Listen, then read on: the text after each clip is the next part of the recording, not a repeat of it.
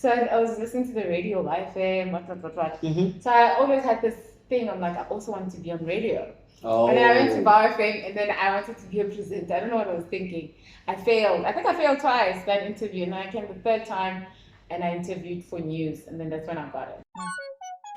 Who says you have to be a chef in order to be in the kitchen? Hear me out. What I'm saying is we are all chefs in our respective fields. Whether you're an MD of a certain company, radio presenter, content producer, news anchor, or even an editor, we are all cooking something in the kitchen, using our unique skills to make sure what we dish up will definitely be an eye-opener or will give you an eargasm right here on the Kitchen Podcast. Juicy, yeah. I heard my niggas be proud of me. Look at I'm reppin' my city so wavy, ain't nobody stopping me. Yeah. I'm giving no one apologies. Alright, manenagazi, welcome to it. It is the second episode. Igama with LB and I'm chilling with Tshegofatso. Anyways, how are you? I'm fine. You're fine. I'm fine. Work is keeping me busy, but I'm fine. Oh, you still got a job? Congrats. Congrats. Hey, we are the lucky ones, I guess. That don't have a job. Give us some more so let that go as well. Get up. Yeah. Oh, okay. But you know, and then we are grateful. Yeah. Yeah, hey, it's tough on our side. But eventually. I hope so. Yeah. Anyways, let's get started. Who is Tshegofatso? Oh wow! Yeah. I didn't prepare for this. I thought you were gonna talk about my career and but people need to know who you are, where you come from, and all that. Okay. And what you do. Okay, my name is Tshegofatso. I come from Pretoria, Mamelodi. Kopito. Yeah, Pretoria, Mamelodi. No wonder this song. Young. So that's where I'm from. I'm in media, journalism particularly. What else? I love music. I'm just a chill person, man. Outgoing. Actually, not outgoing. I don't think I'm outgoing, but very chill, down to earth. You know. I can attest love to of that. good things. Yes. Down to earth. Love of good things. Yeah. Okay, so you grew up in Pretoria. I grew up in Pretoria. Alright, cool. So and then you also did your schooling there, your primary and high school. What kind of child were you when growing up? When I was young, this is a conversation that I had with my mom. I really liked to play. Funny enough, I played when I was a child. Like I played. You're very playful. Yes, but I also was able to play by myself and with other kids. Okay. And then as soon as I got to like high school, late grade 7, primary, and then I went into like watching a whole lot of TV. I was in the house. So yeah, that's the kind of kid. Doing my homework, entertaining myself, trying to paint, trying to write. I was doing so many things. Yes, because usually like my mom, so usually when it's like school holidays, kids would go and visit their grandparents very far away. I didn't have that, so I needed to learn to entertain myself. So, which is like watching TV, playing music out loud, and trying to sing like Adele. Wait. Painting my. Did you have a what they call it? A lyric book where you write all the lyrics? Yes. Chris Brown, I did in primary school. I used to have that and like cut the pictures of like their Facebook magazine. Why did you guys do that? I don't know. But it was fun. So now you can sing the song, and also because English was also like a struggle. Oh. Some words were not like coming out right. But I remember there were some magazines. I forgot which kinds. They also had the lyrics. So sometimes you just like rewrite what the copy and paste. Yes. Unoko. Yeah. Wow. So that's the kind of kid I was. Yeah. Growing up in the burbs, you could paint. I didn't grow up in the burbs. I grew up in Mamelodi, like Mamelodi West. That's the same thing. Mamelodi West, it's not the burbs, it's like the township. Okay, not to Willie Dilali. Okay, and I grew up in the township. Painting and stuff, we didn't know none of that. My brother had like a case, and then I just took it because he was not using it, and I like tried to paint. I'm still also learning how to paint right now. I'm not that good. I'm Come not through, lucky. I'll I teach you, I I'll bought teach my you, own I'll set, teach but you, it's I'll like, teach yeah. you. Okay, thank you. I can see. I Come can through, see. come Okay, through. I cool. got you. Don't worry, I got you. Sure. Okay, fast forward. Where did you attend university? At Wits. So what did you study at Wits? Political science and international relations, and then I did my honors in international relations. Abantwana abakrelekrele, smart ones. All right, all right. I'll take that. So did you? I So did you finish in record time? did finish on record There's no time. words. Oh my god! I know the urge is real. I've Yeah. experienced it, but luckily I was able to finish on record time. At Smart record time. ones. Smart ones. You Okay. have to. I mean, there's no plan B. Like I had to finish. You know. So what you did has something to do with media, right? So no, so politics and international relations is just learning about the world, the history, how international relations is just international politics or global politics. Oh, okay. And then politics was just like local politics, basically. So that's what I did. It had nothing to do with the media. I was doing a lot of reading, a lot of writing. But I had this interest. I can remember I grew up by myself and I was listening to the radio. Well, not by myself, but I used to spend the time by myself. So I was listening to the radio, FM, what. So I always had this thing. I'm like, I also want to be on radio. Oh. And then I went to Bar FM and then I wanted to be a presenter. I don't know what I was thinking. I failed. I think I failed twice that interview. And then I came the third time and I interviewed for news. And then that's when I got it. So, a no can sometimes just kill somebody's dream. So what kept you moving, like going back and... I wanted it. And I think at the time, so Oslerad was the station manager. And Oslerad... Hey! Oslerad, there was a thing of after the interview and you want to sit and have a chat and find out why you didn't get it. Oh. Come and do that. So I did that. I was like, okay, what's going on? But I know that I was very nervous. The English was not coming together. But I mean, come on, really, did I not show that I want this? Yeah. And then she was like, no, you need to know the organization that you are applying for, learn more about it, and also read a lot, blah, blah, blah. So then I went on, did what she said I must do, and then I got it. At least, other companies that just keep quiet. There's no emailers, we regret to inform you, nothing. I know. Man, in 2020 when I was applying for a job, when I got a response, even though it was a regret, I was so grateful. It was at least somebody looked at my CV. Even if you said no, thank you so much. I appreciate that you took the time to look and say no. So at VOW, we were volunteering. I was also at VOW. That's where I met you, at VOW, which is our Voice of Words. Yeah. We're volunteering. Yes. Tell me about the importance of volunteering. So for me, and what it did for me, so I will speak for me because I can't speak about for other people, right? Okay, cool. So for me, I felt like I would have not been able to get into the industry if I did not volunteer and familiarize myself with the work, and then also the people in the industry.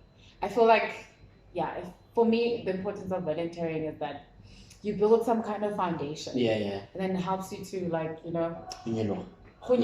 go up. So I think that's what was important for me regarding this. I wouldn't have been at EWN if it was not for VOW, because VOW had that the intention to go to EWN and Jacka, right?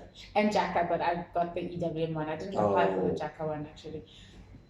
So that helped you. Yeah, so it helped me. Then from there also you have to, fight for yourself to move from one place to the other. No, nice. So would you recommend volunteering to anybody out there? Because others like you, I do not pattern. I'm not gonna do it. Yeah. So they got that thing of, I'm not gonna work for free. Yeah.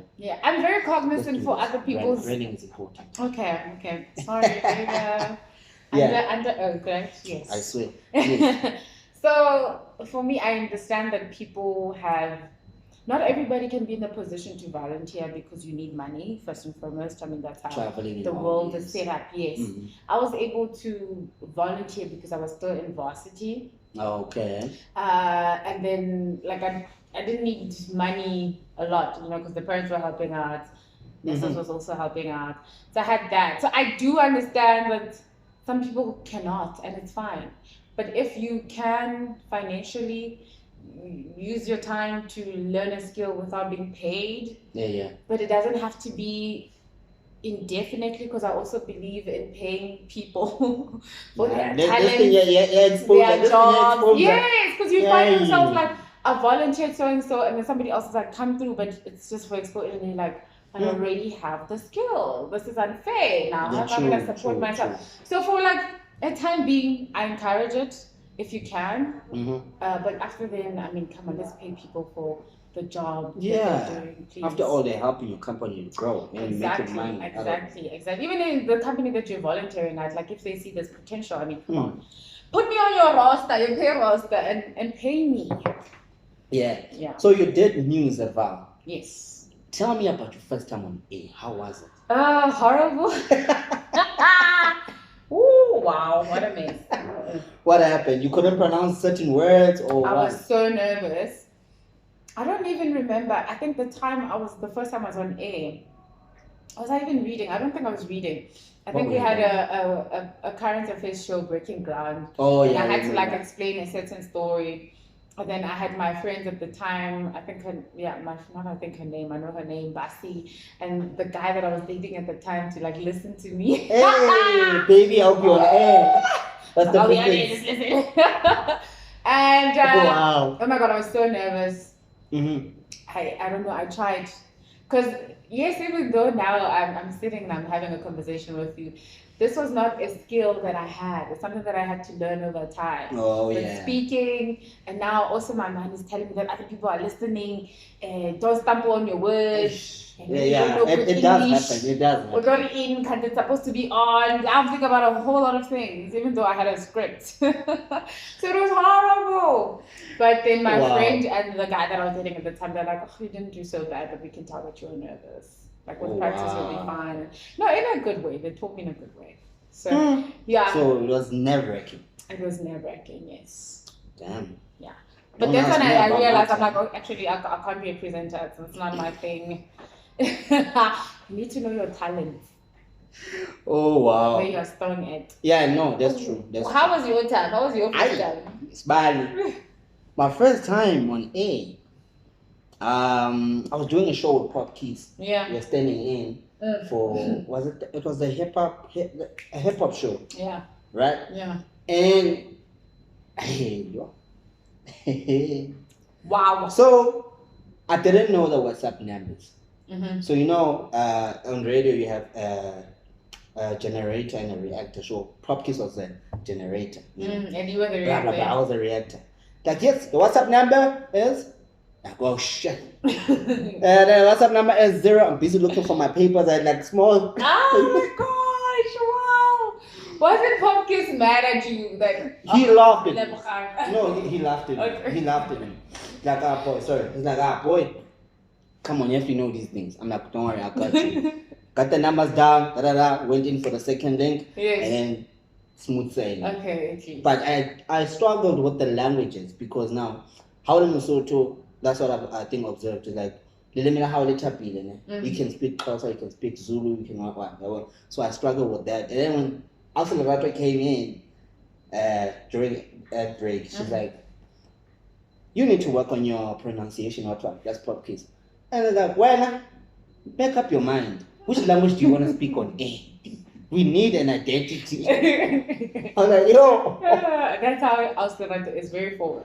Yeah. But I good work. She has done a good work. She did. Yeah. She did. No lie. All right. Fast forward into your career right now. Yeah.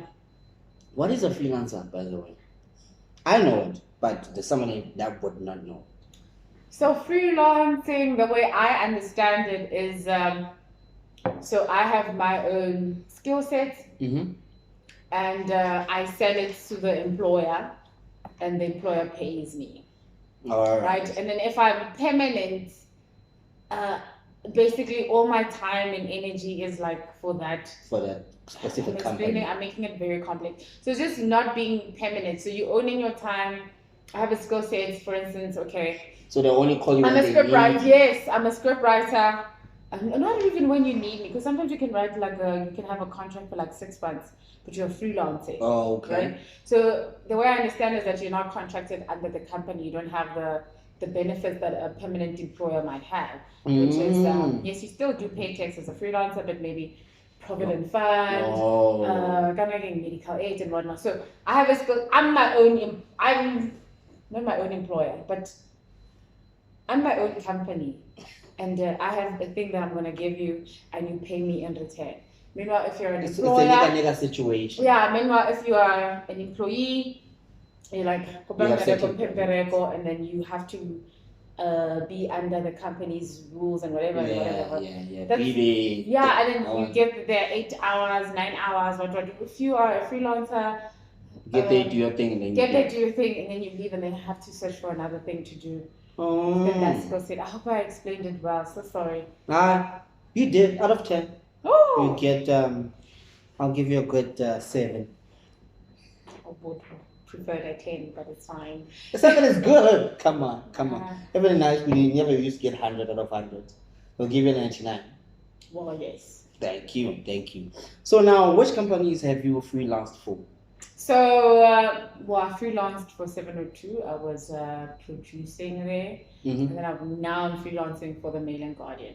Yeah, because I used to work for them permanently, but then I had to leave and pursue other things. But I also wanted to continue writing, and luckily, the people there were like, no, it's fine, you can freelance for us. So that's what I'm doing now, freelancing for them.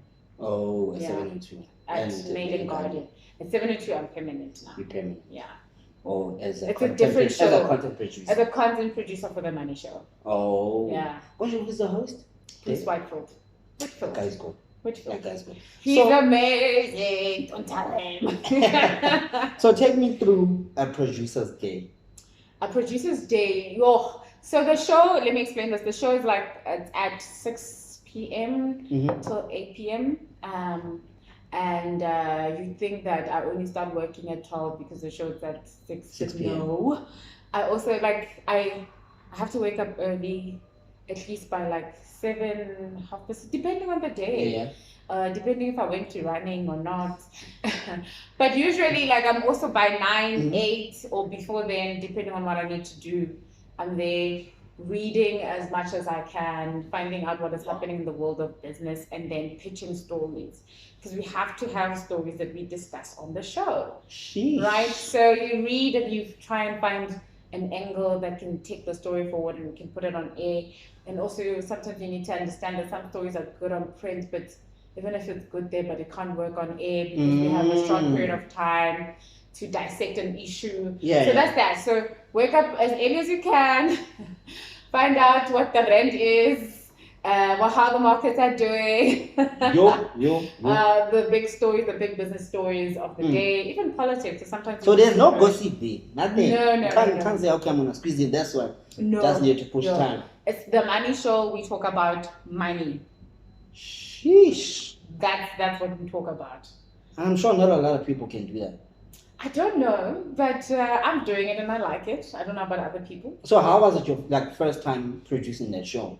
So the first time, I've had an experience of producing because I produced the Weekend Breakfast on the same station. Oh. Right? But that was a different show, different content because it was Friday, very light, entertainment lifestyle This one is very niche we're talking about money, Yes, you can be as creative as you can, but it's that. So the difficulty was just learning the structure of the show, and even though it's 2 hours long, but there's so many things that are happening there, so many forward planning that you have to do on a Monday, even though you're preparing for Monday's show, but you have to think about what's happening next week, and then Thursday. And then after that, you need to write some scripts, some questions, because we have a brutal biz quiz, so you have to write those questions. So sometimes you have to Ramaphosa was at the State Commission, right? And then we had to listen to that and cut audio and then discuss. So there's so much going on, for a 2-hour show. Okay, I won't reveal names with this one. I've met a couple of producers working for certain stations, and they say working with a talent, on-air talent, is a nightmare. So how is it for you? Because some would even cry because of on-air talent. I've also heard stories of. So you've never the talent making another person cry. You know, you've asked. I should have said this before I said which show I was working on. Blah blah blah. Because now people are gonna put two and two together. Yeah. But recently on this show, yes, I mean I'm still training and I'm still learning. So, I haven't been made to cry, but I felt like. At least. Yeah, I felt like the team that I'm working on is very understanding, very like they share information and they'll tell you if you've messed up. It's good. It's like a nurturing environment. That's how I feel. Like I can grow. I can say this is nonsense, and then I need to defend why I say. Like I can speak, and then we can all share ideas. And if you're wrong, no. What will okay? I almost said somebody's name. Almost. You see, this team. What will who say? This team, I feel at ease, but I just also need to like work hard and familiarize myself with the show, improve myself because I'm still new. But previously, I'm so sorry, but I didn't want to cry, but it was definitely hard in the other show that I previously mentioned because. I think I also understand the frustration of the presenter because I was also new. So like, let me tell you what happened. So there was a senior producer. I was like the producer. Then the senior producer just left the show, and I had to now start producing without knowing much. So even the relationship between I don't want to say a lot. I don't want to say a lot, but it was already like. Some type of way. I'm like, what is going on? Why do you and this person have this kind of relationship? And then now I came to the fore being the senior producer and I was like, Kanti, what is going on? But because of who I am, I had to make it about the job. So I remember I even set her down. I'm like, you're speaking about a lot of things. Let's talk about the show. What's good? What's wrong? What can we improve on? And let's stick to that. Other things, frankly, another. Let's talk about the job, you know? And then I think she said that to the presenter. I didn't say it like that, but I was like, I think she was complaining about other things. And I'm like, no, but like, let's talk about the show. How was that? What was good? Because there's something with this team that I was in, they will tell you when you're fucking up and they tell you when you're doing a good job. In that instance, I didn't know. And I got a little bit frustrated. I'm like, I understand that you are unhappy with certain things, but make it clear so that we can communicate, yes, so that we can know and we can improve. So it was not so bad for me, but like she was like complaining about so many things and I also didn't understand. So I was like, I had to like sit it down and say like, let's narrow it down, because it's me and you here, right? Nobody else. Yeah, so we need to like work together as a team for the show. But I've also heard other stories with other presenters who cried and whatnot. And all right, cool. With this whole thing that you're doing, your career, how did your mom take it? You know, because let me give you my story. Because when I said I wanted to do radio, it was a whole different story. Like, where are you going to work? Come on. I want to drink, but it's fine. Patience. I asked you. You did ask me. But anyway, like, where you gonna work? Where you gonna get a job? Like, are you gonna be able to take off your family? Blah blah blah and all that, you know. And I had to fight, you know, because I had to go like study something else, and like I'm not feeling it. So I was like depressed, you know. And eventually, like, okay, go study. Now they're like, where's the job, son? But anyway, we pushing. Yes. So how did your parents take it? I'm very fortunate because my mom supports everything that I do. How old is your mom? My mom is like 50 something. After mom 55. Like 70 something. So after 55. I can see. Okay. See where it comes from. Cool. Actually, my mom supports me. I didn't have any issues whatsoever. I think she always pushed me to do the best in everything that I do. Mom's. So I don't have issues. Like, I could even go to her now. I'm like, no, actually, like, I don't want to produce anymore. I want to do this. But the only thing that we talk about with my family, because it's my mom and my brother and my sister-in-law, it's like, you really need to have a plan. Yes, if you're going to jump ship, have a plan because yeah, I need to also be able to financially sustain myself. I think my mom is at the point where she can't do that anymore, and so I can't just say hamba without any plan. But they support everything that I do. Oh, nice. Shout out to mom. My whole family. Once again, shout out to mom. Yeah. All the parents, please support your kids. Please. Hey, it's tough out here. Yes, but also give them good advice. Yeah. No, that's good. So this is the kitchen podcast, right? What's your favorite dish? And can you cook? Let's start there. I am learning how to cook. Actually, I can cook, but I don't think I'm. How old are you? Are you only learning how to cook? A woman does not share her age, does not tell her age. That's why other guys are in trouble. Know the age before you do anything. But anyway. But I'm old enough. I'm old enough to drink and to drive. Okay, cool. Answer my question. I'm old enough. I pay taxes. Please, I'm old. Not that old. I can cook, but I'm not that good. You're not that good? No. What can you cook? Everything that I put my mind to, I can cook. I can do it. The other time during the lockdown 2020, I didn't know. I didn't know that I can. I asked my sister-in-law for a recipe to do the kuku. I don't know how to say. It's not scones in English. I don't know what you call them. But kidi kuku man. It's a funeral. Yeah, so that's it. Man, I don't want to get that funeral. What funeral do you attend? What funeral do you attend? No, that's okay. I haven't attended a funeral in a long time. No, I will not attend a funeral. I'm joking. Imagine. But I was like, okay. Yeah. So and then my sister-in-law was like, yo, well, she's my sister. I need to drop the law thingy. Okay. I see her like that. And then just for clarity. So I'll say sister-in-law just for clarity, but she's my sister. Okay, cool. So she shared with me the recipe to make the kuku, and then I did them. So that's what I'm saying. Everything that I put my mind into, I can cook. But back at home, you never used to cook. Back at home, I used to cook. So let me tell you, back at home, so my mom was working, my brother finished school at the time and started working, so I had to cook. So like they would tell me what to do, like today we're eating chicken, do the chicken, I'll do the chicken. Today is the balls, you do the balls. And then my brother would come and just make the rice, and then voila, there's a meal. So other days where I really feel empowered and inspired, I'll cook the entire thing. But normally I just do that's how I grew up. I would do meats and other things. If maybe give meat, maybe something you have to do that, cabbage or whatever. You do that. And then because I felt at the time that I was cooking so much. And then when I got to varsity, I was like, takeaways. You're living on takeaways. Like I do not give a damn about cooking. I was not living on takeaways, like small things like noodles, bread and eggs. Wow. Yeah. How are you gonna manage when you're cereal? But I'm still telling you the story. And then I started working, and then.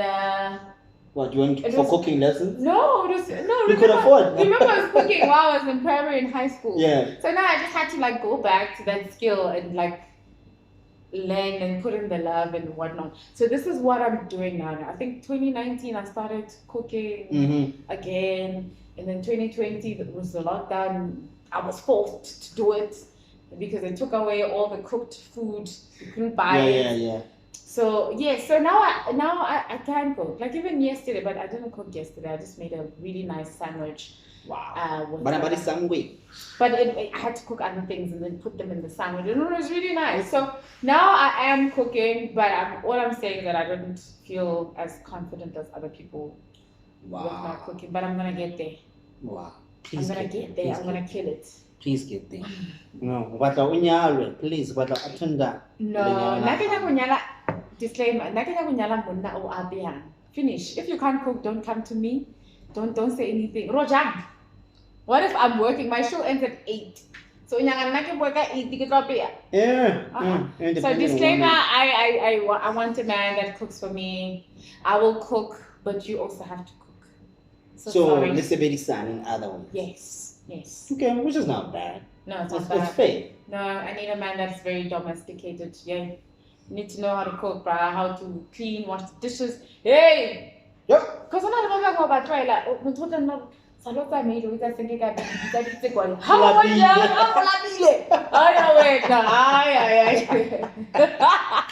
I'm so sorry. That's not my portion. I even told my sister, and she's like, I'm so sorry. This is something that I'm not willing to compromise on. Oh wow, fellas, you're heard. Y'all heard. Yeah. Tshegofatso, thank you very much for coming through. I Thank hope you. you'll accept my invitation next time I invite you. Okay, yes. Because hey, the career they changed again. Of course. That was so quick, though. What? I feel like time went by so quick. No, next time you're gonna make it an hour. Okay. But you must give me content as well, What do you mean give you content? I thought you're talking. Fam, come on. Talking about my childhood. Yeah. And what else? Talking about where I studied. Talking about painting. I mean, really. I'm giving you Talking an about opportunity my now. job. I'm giving you an opportunity now. What are you looking for in a man? So if that's what you mean. If for the content, then that's what you mean. Oh my I'm God. helping you out here. Oh about my what we God. spoke about earlier. But I don't want to get into a relationship right now. So, like, probably maybe somebody can come to me next year. Maybe I'd be ready. And I'm looking for somebody who's very kind, down to earth, domesticated, can cook, can take care of themselves, Okay. responsible. I clap up a spoon, have fun, have your own interests, tell me what you like. I'll tell you what I like. All right. Likes to have fun, to travel. I could go on. So I do know what I want. I once saw it in my mind. You do go out. Yeah. I'm saying I can go on and tell you what I want, but I do go out. I mean, I have to have fun. No, that's true. Yes. Okay, sadly, we have to end the show. No worries. Thank you very much for coming through. Thank you. Next time, I'll call you and make it an hour. Sure. Yeah, just have more content. I'm joking. Wow. We The are members out of of here. Have money. Thanks. Yeah, man. Yeah, bulele lali neziphaluka. We are. Thanks. Reppin' my city so wavy, ain't nobody stopping me.